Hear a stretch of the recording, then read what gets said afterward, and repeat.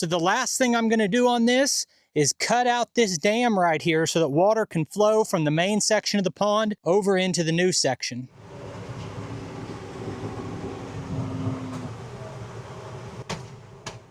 Hey, it's Brock here from Rock Hill Farm, and today we're starting phase 2 of the pond reclamation.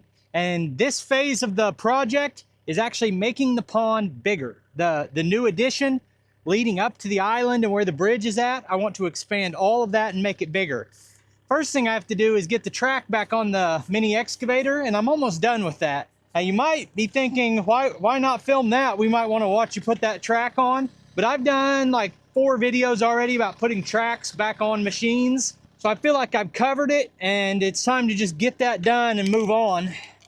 So if you want to watch me put tracks back on equipment, you can search Rock Hill Farm tracks and it'll pop up. It's frustrating when a track comes off, but it's also just part of it. I just put myself into a spot that was prone to having tracks come off. So while I've got the gun out, I'm going to go ahead and grease this excavator, and then we'll get started. Now sometimes I get comments on this from people who know that this is not my excavator. It's borrowed from the manufacturer to make these videos. People might say, like, it's pretty bad that you buried that thing in the mud and rolled the tracks off and all this. And, you know, you're abusing this borrowed equipment. Well, I don't think it does anybody any good for me to take a machine like this and not use it hard. Because if I tell you I think this is a great machine, but I babied it, then what does that tell you really about whether or not it's a good machine? This is a Sunward 3.5 ton mini excavator.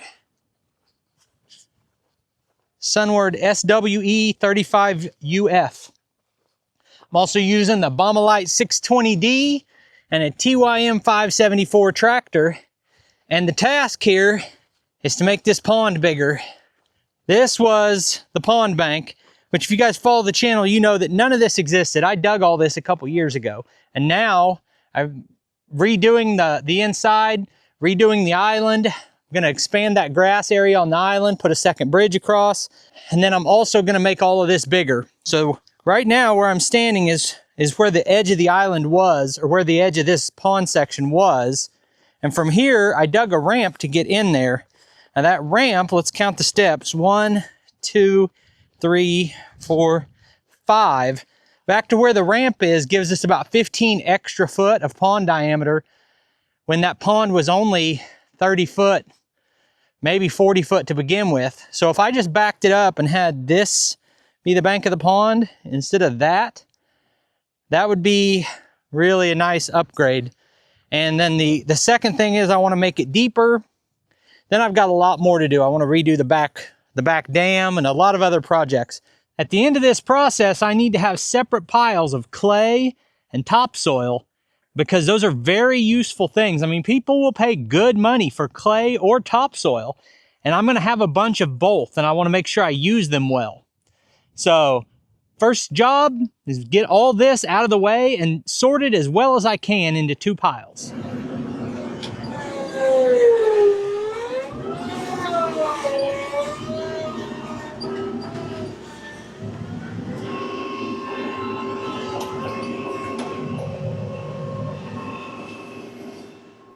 Finishing this pond project is really a big deal for me, and I thought I'd take just a minute here at the beginning of the video and explain why.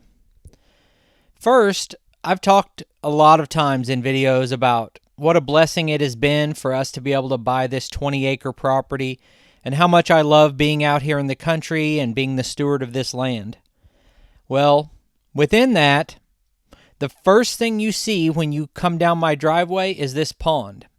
As a matter of fact, you can see it from the road, and as you're approaching the house from the road coming in from town, you can see this pond, the windmill, and the bridge from a long distance away, and I just love the look of it.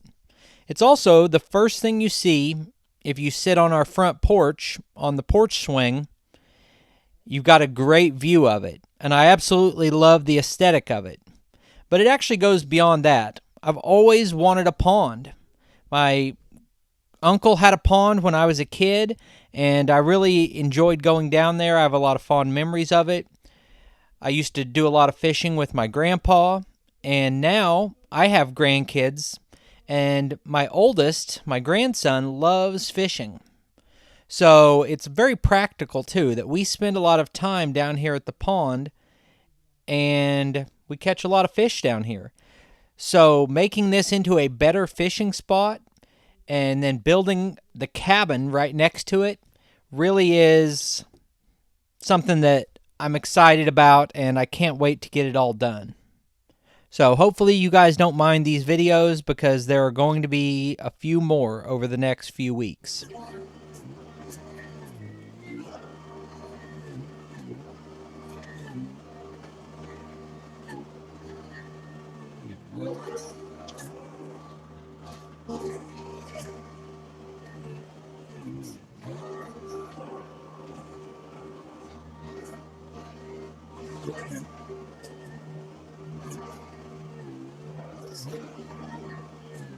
So I've used two machines to move these spoils out of the way, and they have two very different results and two very different sets of strengths and weaknesses. And I'm about to use a third machine for comparison. But what's cool about this machine, even though it's smaller, it can push as much material as that big tractor, or close to it. You know, you're not getting the width, but the amount of material that can be in front of this bucket and you can force it to move is pretty good. But the other thing is, you can see this had all that material on it, and when I'm done, there's the grass. That grass, I have not gouged into this at all, and I've removed every bit of the material. That's what the form factor of an elongated track with a bucket designed that when you put it all the way down, it sits parallel with the bottom of that track. That's what that does for you. I could remove every single bit of this without gouging the ground and have it perfectly flat. But I don't just need to move this. I also need to move this material here that I threw up from the bottom, but I couldn't get it all the way up. So I think I'm going to bring the excavator over here and move this pile here and try moving all of this material over there the same way with a different machine for the third time. The tractor moves the material faster, but it doesn't do it as smoothly or as efficiently, and you might be gouging into the ground and you're not grading perfectly. And so it's pros and cons.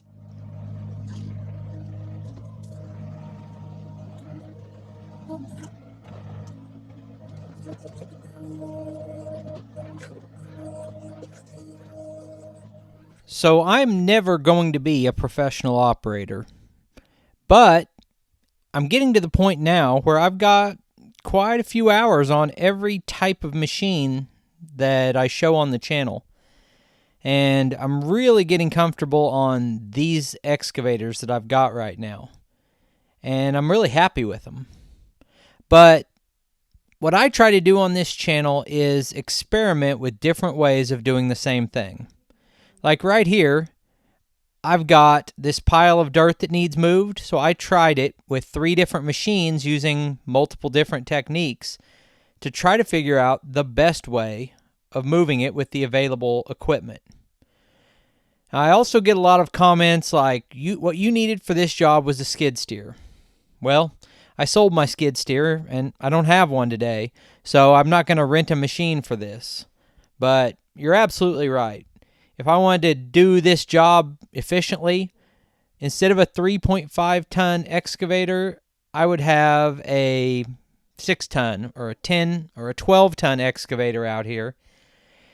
And then I'd have a full-size skid steer to move all the material. That would be awesome, but it's not the reality.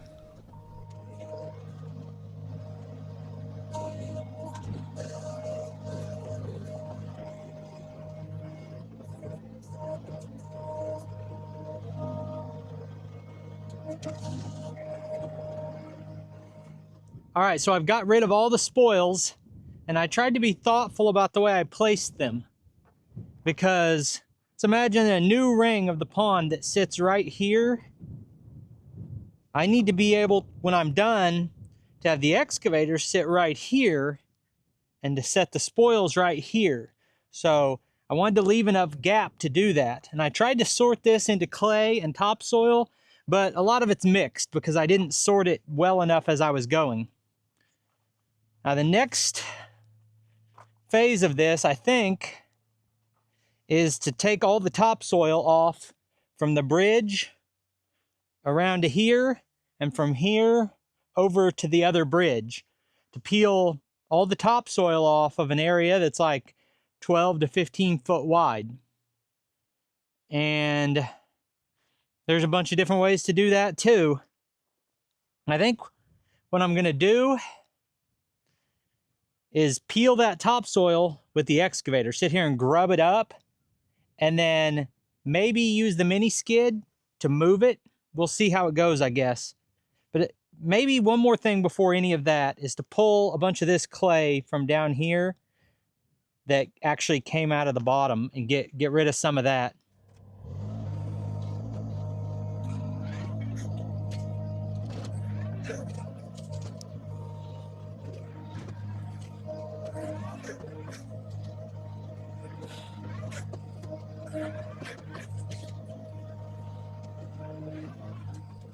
So that line I used a minute ago about not being a professional operator is something that you've heard me say 1,000 times if you follow this channel.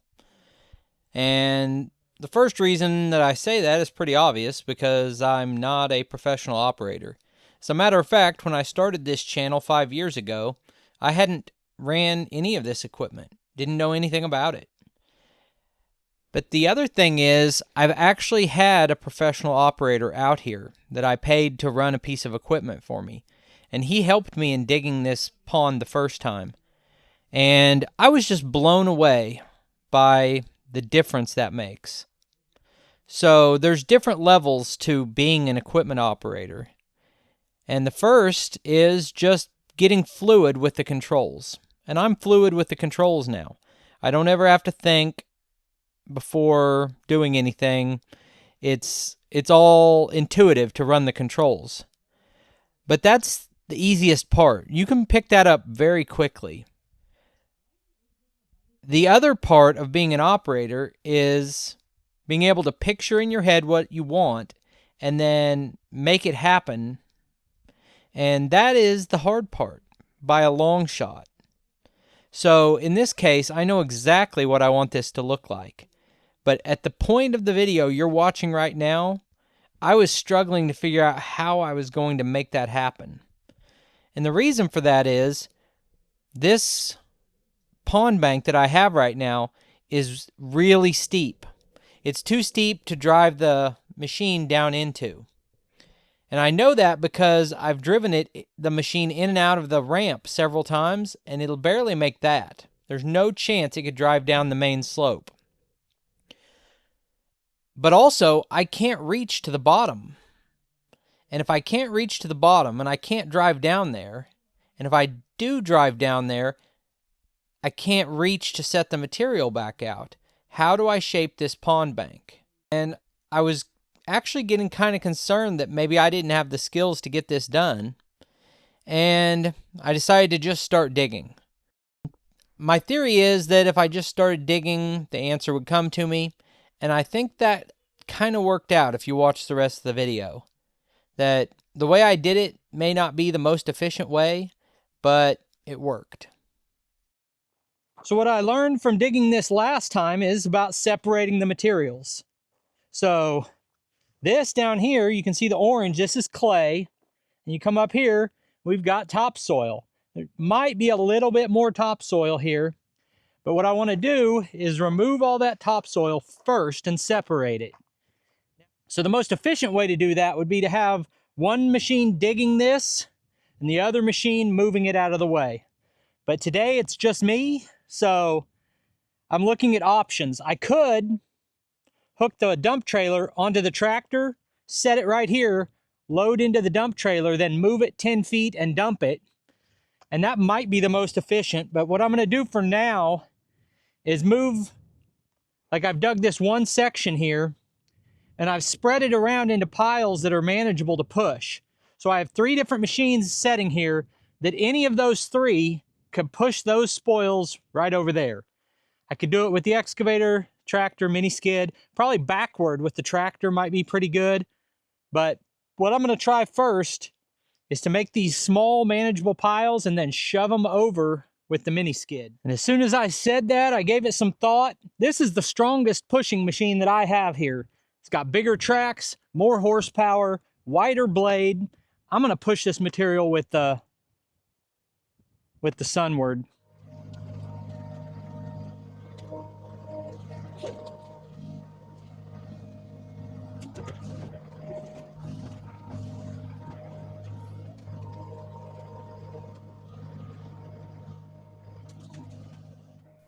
So it seems like almost everybody who has a pond on their YouTube channel is having problems keeping water in that pond. That there are so many videos about fixing my leaky pond. A couple of my close friends, and Adam from Hometown Acres, and Brad from Piney Grove, and Lucas from Peaks Peak, have that same problem. And they all dug their ponds, and now they can't keep them full. And I've never had that problem, but it's not because I have some special skill for pond digging. I really don't know what I'm doing or have any experience at this. What I've learned about ponds is that if you have really good clay, then any idiot can dig a pond successfully. On my property, on the lower part of my property, if you dig a hole, it will fill up with water and it will keep that water permanently. But if you've got rocky ground or you don't have good clay underneath your topsoil, you can invest a ton of money and never get that pond to hold water. I've seen it over and over again. So the only thing I can say is that I'm just lucky to be in a great spot with this pond. And mine was full of water within a week of digging it the first time.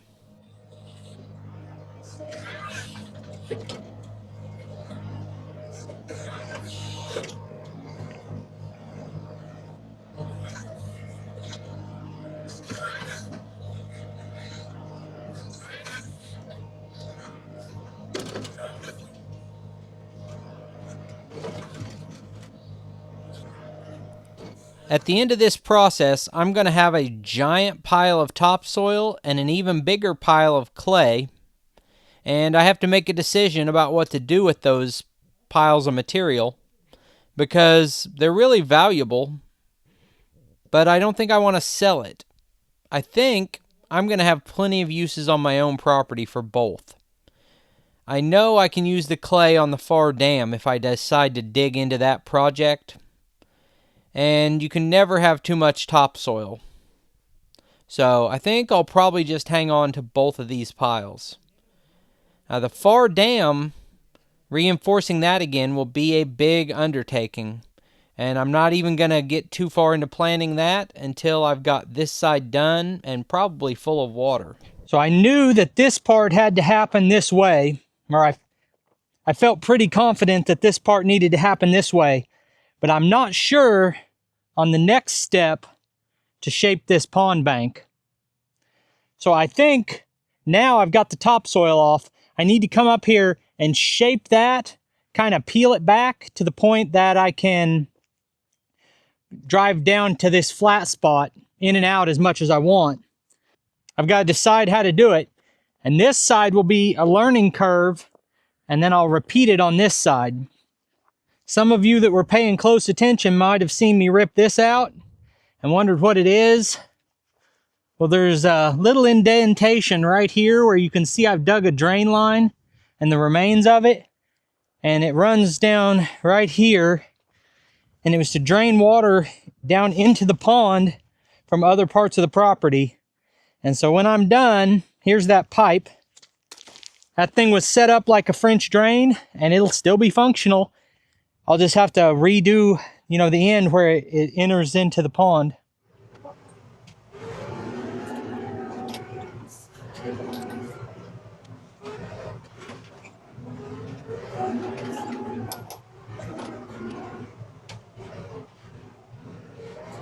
So the problem with making this part of the pond bigger is that I have a fixed point at the end of the bridge that I can't cut out.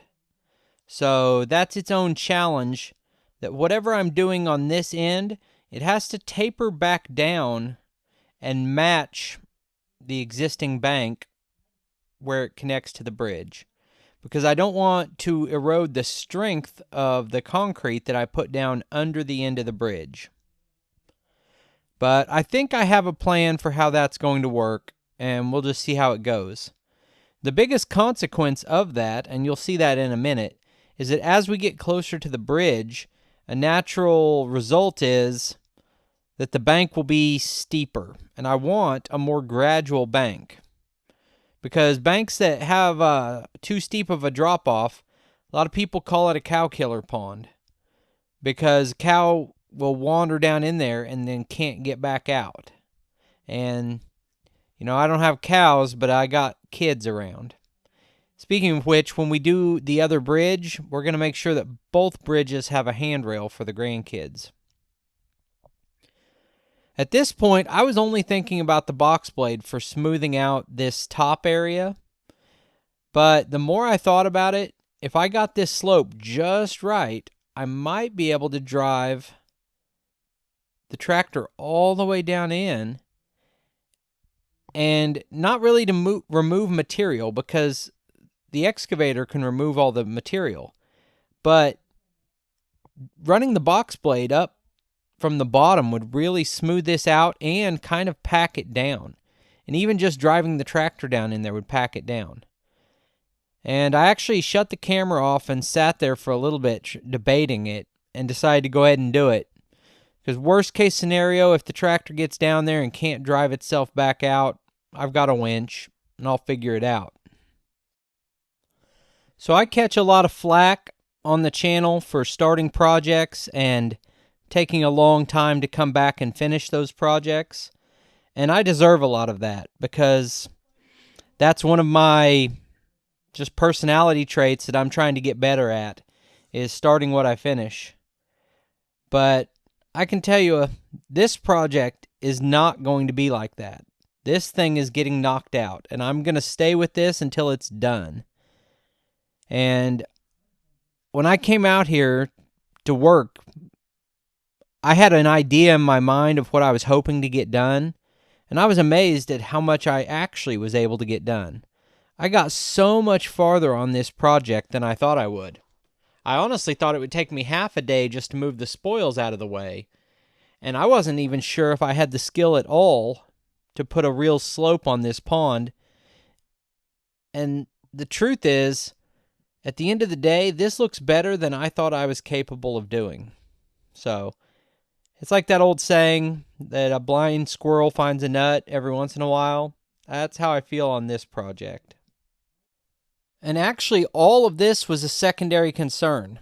The reason I drained the pond was not to make it bigger or deeper or anything like that. The reason I drained the pond was to fix that island. And I feel really confident that my solution on the island will work. And we're going to have a nice grassy area there in front of the windmill where we can set chairs and fish from. I do have a little bit of concern about the best way to pack that area down, but we'll cross that bridge when we get there. I've got a plate compactor, but it's not really made for a giant mountain of clay like this.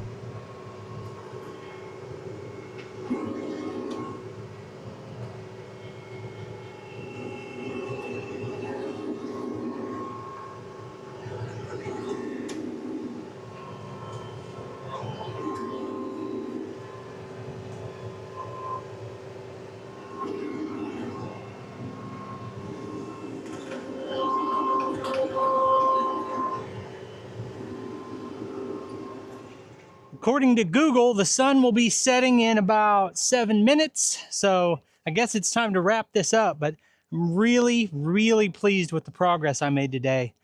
A few more days like this one, and this sucker will be looking good. I'm excited. I'm excited because I've been wanting to do this project for over a year now. It's needed done for that long. And I've been kind of stressed about getting the equipment, getting the right weather, getting the pump to drain the pond, all of those things, and then just my skill of being able to do it. And right now, it's all coming together pretty well. There's a lot to be done though. A lot to be done, a lot to be figured out, but let's take a look. This is the perfect angle I want on this bank. Just beautiful. And I would say I'm standing, where I'm standing right now is where the previous bank ended. And we've got all this extra now. And water level will come up most of the way up this. So I think it's going to be great, and it's going to be easier to mow if I can back down it and the angle of the tractor goes with it and the brush hog can come down. So a lot left to be done, but I'm really happy with where I'm at. So I appreciate you taking time to watch the video. I'll put links on the screen to a couple more of our videos, and I'll see you next time.